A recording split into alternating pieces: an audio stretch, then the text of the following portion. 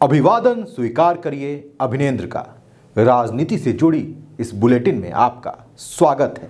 उत्तर प्रदेश के पूर्व deputy CM doctor Dinesh Sharma इस समय बंगाल में एक्शन मोड में नजर आ रहे हैं। उन्होंने बंगाल सरकार के भ्रष्टाचार को न केवल एक्सपोज किया है, साथ ही साथ उन्होंने आम जनमानस को जागरूक करने का भी काम किया है। इसी क्रम में जनसंपर्क महाअभियान कार्यक्रम के अंतर्गत बंगाल प्रदेश प्रवास के दौरान जामतला कुलतली विधानसभा में विशाल जनसभा को संबोधित करते हुए उन्होंने तृणमूल सरकार के भ्रष्टाचार को एक्सपोज किया। उन्होंने कहा कि ये सरकार केंद्र की योजनाओं को बंगाल में लागू नहीं करती है।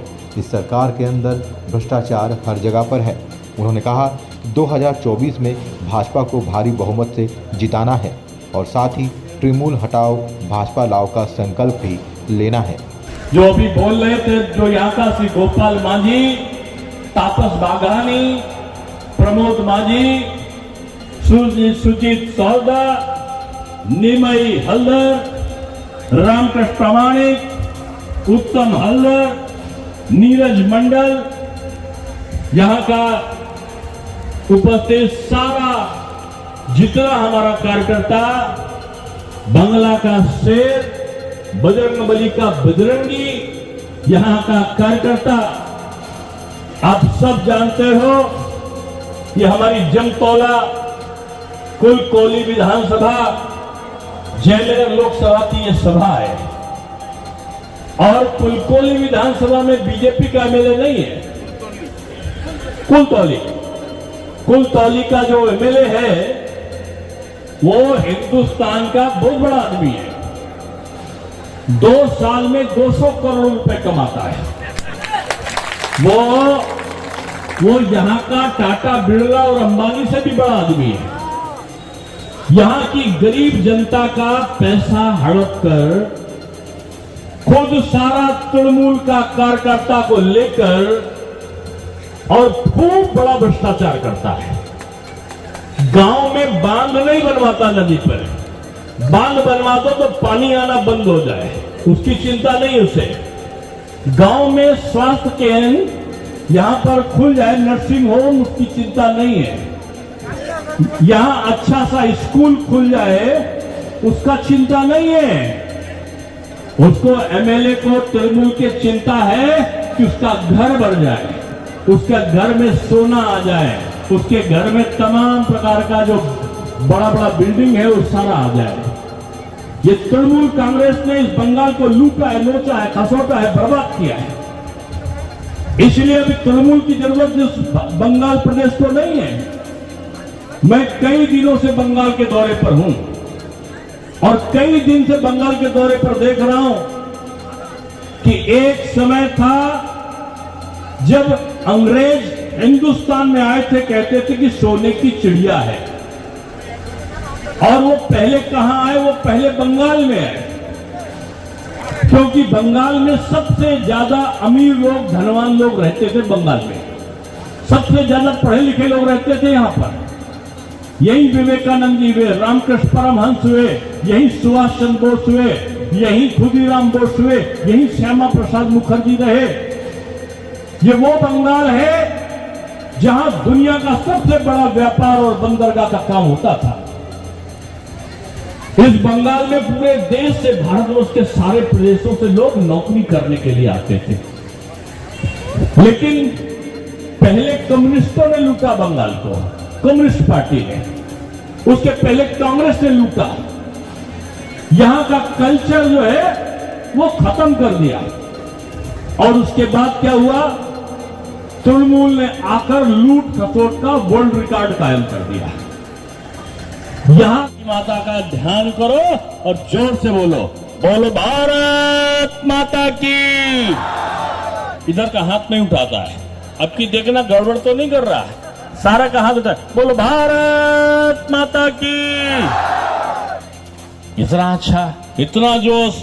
अब एक चीज याद रखो, जब इतने सारे लोग मिल जाओगे ना इतनी बड़ी सभा में, तो एक ही नारा होगा, मोदी लाओ दीदी भगाओ। मोदी लाओ, जोर से बोलो, मोदी लाओ और हम कहेंगे बीजेपी लाओ और आप कहना तृणमूल भगाओ। बीजेपी लाओ, तो जोर से बोलो सर, हाथ उठाकर बोलो, कोई चीज की चिंता मत करो, जोर से बोलो, बोलो बीजेपी लाओ, बीजेपी लाओ। और एक चीज और नारा, यहां पे गंगा सागर में गए थे परसों हम, तो लोग कह रहे थे हर हर गंगे, और आप कहना हर हर गंगे हर हर मोदी। मैं फिर से बोलता हूं, हर हर गंगे, हाथ उठा के बोलो तो बहुत अच्छा लगेगा, हर हर गंगे हर हर गंगे। अब अच्छा लगा।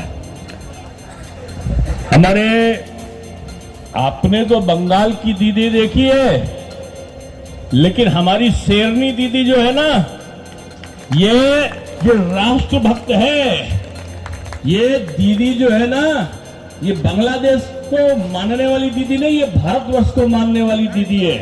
इसलिए प्रतिमा दीदी हम कि अपने बच्चों के लिए तुम लोग चिंता करो, आपके बच्चे बड़े होकर पढ़े लिखे और अच्छे बन सके, नौकरी पा सके, जैसे दूसरे प्रदेशों के लोग पा रहे हैं।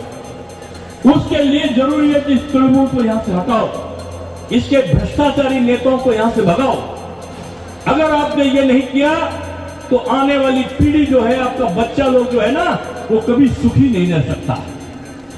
क्योंकि ये लोग, चुनाव आएगा तो पैसा बांट देगा, चुनाव आएगा तो दूसरा सामान को खर्चा करेगा। बीजेपी का कार्यकर्ता को हमेशा कहते हैं कि जो भी प्रत्याशी होगा, वो प्रत्याशी व्यक्ति नहीं होता। हमारा प्रत्याशी कौन? कमल का फूल। मैं कहूंगा मेरा प्रत्याशी कौन? आप कहोगे कमल का फूल। हमारा प्रत्याशी कौन? बस यही चीज याद रखना है आपको। और मैं ये पंचायत चुनाव उन्होंने कराए धांधली करने के लिए, जिसमें सबको कैप्चर करके रख सको।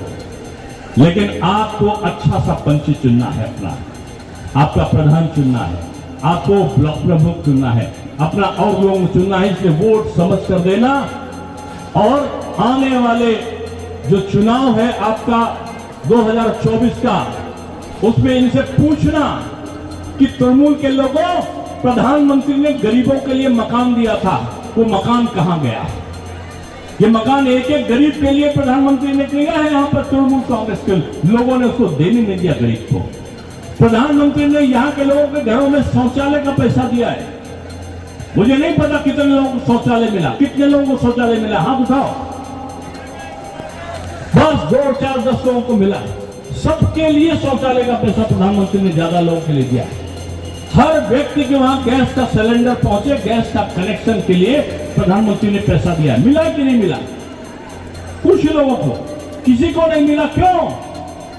यहां पर 10 किलो राशन हमारे उत्तर प्रदेश में मिलता है, 10 किलो अनाज मुफ्त में मिलता है एक व्यक्ति को।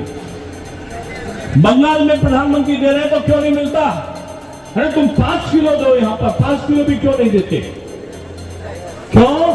क्योंकि सारे का सारे अनाज का घोटाला भी यहां पर हो रहा है। मनरेगा के लिए करोड़ों नहीं अरबों रुपए दिए गए बंगाल को कि यहां के मजदूरों को कम से कम मजदूरी मिल सके। मनरेगा का पैसा, आधा पैसा खर्चा ही नहीं किया, मजदूरों को पैसा नहीं देना। इसलिए मैं आप सबसे कह रहा हूं कि मोदी जी के मंत्रिमंडल का 9 साल पूरा हुआ है आज, और अब आप सबको यही करना है कि 2024 में तृणमूल को जवाब देना है और बीजेपी को एक बार फिर से जिताना है। इसके लिए सभा करने के लिए आप सबके पास आए थे। आप मेरी बात से सहमत हो तो जोर से हाथ उठाकर एक बार फिर से बोलो, बोलो भारत माता की, भारतीय जनता पार्टी जिंदाबाद, भारतीय जनता पार्टी जिंदाबाद, हर हर मोदी, हर हर मोदी। बहुत धन्यवाद। নমস্কার। এবার বক্তব্য রাখবেন আপনারা যার আগ্রহে বসে আছেন। ফিরিয়ে দেব এই কথা বলে আমি সবাইকে নির্ভরসায় আপনারা বাড়িয়ে ভরসার সহিত আপনারা বাইরে বেরিয়ে আসুন, আপনারা নির্ভয় বেরিয়ে আসুন, আপনারা ভয় পাবেন না। সরকারের যে নেতৃত্ব সবাই আপনাদের পাশে আছে। আমরা বন্ধু খেলা করব 2023 সালে পঞ্চায়েত নির্বাচনে আমরা কুলতলি বিধানসভা আমরা জিতে নিয়ে উপহার দেব আমাদের মাননীয় জেলা সভাপতি এবং প্রতিবাদী দীনেশ জির হাতে। এই কথা বলে আমি সবাইকে জাতীয়তাবাদী গৈরিক অভিনন্দন জানিয়ে আমি আমার বক্তব্য শেষ করছি। বন্দে মাতরম, ভারত মায়ের জয় হোক। নমস্কার। এতক্ষণ উত্তমদের মুখ থেকে আপনারা বক্তব্য শুনলেন। এবার বক্তব্য রাখবেন